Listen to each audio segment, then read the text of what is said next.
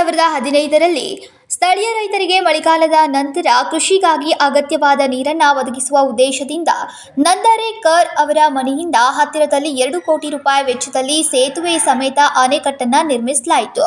ಆದರೆ ಕಳೆದ ಅನೇಕ ವರ್ಷಗಳಿಂದ ಆ ಅಣೆಕಟ್ಟಲ್ಲಿ ನೀರು ತಡೆಯೋಕೆ ಹಾಕಲಾಗಿದ್ದ ಪ್ಲೇಟ್ಸ್ಗಳನ್ನು ಮಳೆಗಾಲಕ್ಕೂ ಮುನ್ನ ತೆಗೆದುಹಾಕಲಾಗಿದೆ. ಮತ್ತೆ ಅಲ್ಲಿ ಇಡಲಾಗ್ತಾ ಇಲ್ಲ. ಈ ಕಾರಣದಿಂದಾಗಿ ನೀರು ಅಲ್ಲಿ ನಿಲ್ಲೋದಿಲ್ಲ. ಪರಿಣಾಮವಾಗಿ ಈ ಭಾಗದ ರೈತರು ನೀರಿನ ಕೊರತೆಯಿಂದ ಬಳಲ್ತಾ ಇದ್ದಾರೆ.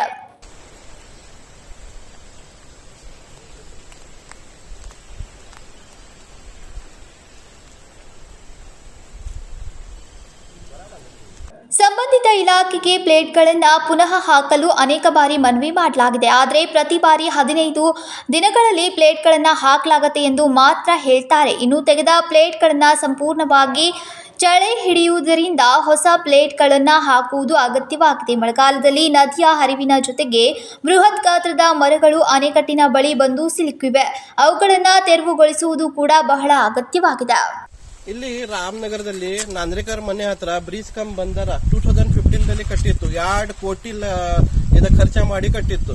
ಬಟ್ ಏನಾಗ್ತಾ ಇದೆ, ಇಲ್ಲಿ ಜನರಿಗೆ ಎದರ ಸಂಬಂಧ ಕಟ್ಟಿದ್ರು ಅಂದ್ರೆ ಇಲ್ಲಿ ಸುತ್ತಮುತ್ತ ಎಷ್ಟು ಮಾಡ್ತಾರೆ, ಹೊಲೆ ಮಾಡ್ತಾರೆ, ಅವ್ರಿಗೆ ಏನಾದ್ರೆ ಇದು ಲಾಭ ಆಗ್ಲಿ ಅಂತ ಅವ್ರು ಕಟ್ಟಿದ್ರು ಆಕ್ಚುಲಿ.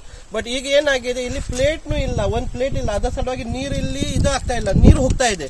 ಮತ್ತೆ ಆಮೇಲೆ ಇದು ಮಳೆಗಾಲ ಆದ್ಮೇಲೆ ಇದು ನೀರು ಆಗ್ಲಿಲ್ಲ, ಮುಡಿಲಿಲ್ಲ ಅಂದ್ರೆ ಏನ್ ಪ್ರಯೋಜನ ಇಲ್ಲ. ಸುಮ್ನೆ ಬಂದರ ಕಟ್ಟಿ ವೇಸ್ಟ್ ಆಗ್ತಾ ಇದೆ. ಬಟ್ ಯಾವಾಗ್ಲೂ ನಾವು ಕೇಳಿದ್ರೆ ಇವ್ರ ಅಧಿಕಾರಿಗೆ ಕೇಳಿದ್ರೆ ಪ್ಲೇಟ್ ಹಾಕ್ತಾರೆ ಅಂತ ಅಷ್ಟೇ. ಬಟ್ ಪ್ಲೇಟ್ ಎಲ್ಲಾ ಸತ್ತ ಹೋಗಿದೆ, ಏನು ಇಲ್ಲ ಪ್ಲೇಟ್ ನಲ್ಲಿ.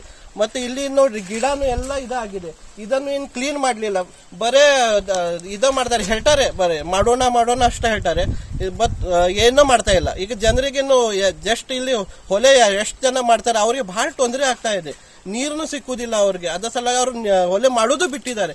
ಅದ ಸಲುವಾಗಿ ಏನಾದ್ರೆ ಅಧಿಕಾರಿ ಬಂದು ಏನಾದ್ರೆ ನೋಡ್ಕೊಂಡು ಇಲ್ಲಿ ಪ್ಲೇಟ್ ಮೊದಲು ಹಾಕ್ಬೇಕ ಅಂತ ಇಲ್ಲಿ ಜನರದ್ದು ಇದೆ ನಿಷ್ಠ ಇದೆ. ಅದ ಸಲುವಾಗಿ ಅದ ಮಾಡ್ಬೇಕು.